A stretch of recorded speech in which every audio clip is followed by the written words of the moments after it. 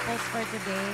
Siyempre, ang ganda ng pwesto ko. Hindi po ako nakialam dati, parang pagkakataon ko makialam today. Joke lang. Joke lang. Okay. Kasama po natin enduring couple number 1. Please introduce your wife. Good day. I'd like to introduce my partner in crime, my wife, my woman, my friend, mother, all rolled into one, the love of my life, my partner for the past 21 years or more, my wife, Lynn. Si Lynn Injausti Cruz.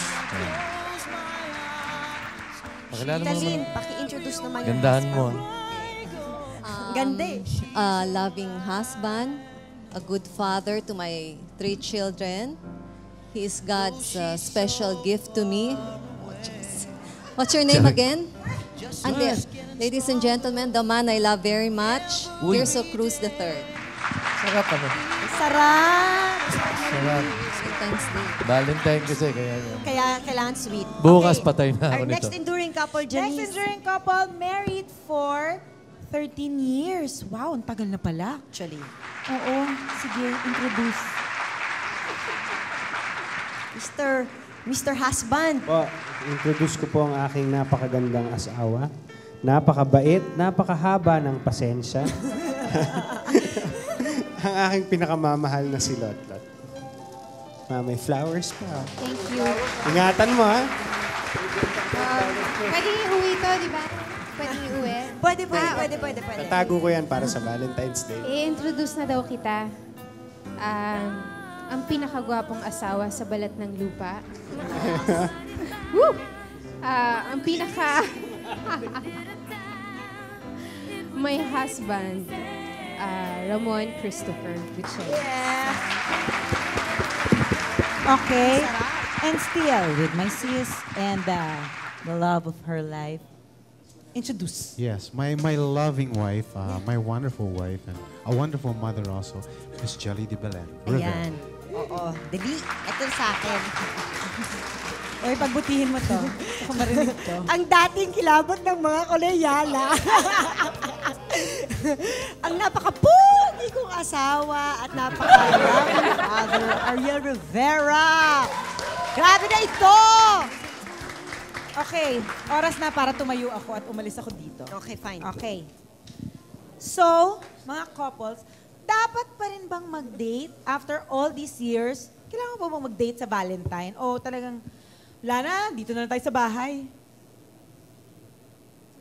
Parang walang gusto sumagot. Ba't ganun? Tito Pete. Ladies first. Age first. Sakit. Ito, pinuri ka kanina kayo. Kinakatana ko. Umpisa pa lang yan. Hindi, ako, feeling ko talaga, pairs, husbands and wives, kahit boyfriends, girlfriends, families, we should celebrate Valentine's. Dapat on Valentine's Day talaga. Even if sabihin mo for the sake of tradition na lang, you still go out and sabi nga that's why Valentine was set aside as a day of hearts, a day of love. So kahit sabihin mong everyday magkasama na kayo, mag-asawa kayo, alam nyo nagmamahalan kayo, Valentine becomes a very special day for families, even for individuals. Kanya dapat talaga nagde-date pa rin. Kahit sabihin mo umabot kayo 50 years, kung okay pa kayo, date pa rin dapat. Dinner or what have you, go. Gaya, watch a concert or what. Basta't kailangan may happening on Valentine's Day. Totoo ba yan, Lot? Ang alin? Kayo, nag-date ba kayo every Valentine's? Hindi every Valentine's. Pero I think dapat talaga hindi nawawala yon sa mag-asawa. Kasi kailangan yun yung bond nila, yung special day na yon, to get to know each other again, to reminisce, to bring back the old memories, para mas masarap yung pagsasama. We never really celebrated Valentine's, no? I mean, per se. Because we Traffic kasi.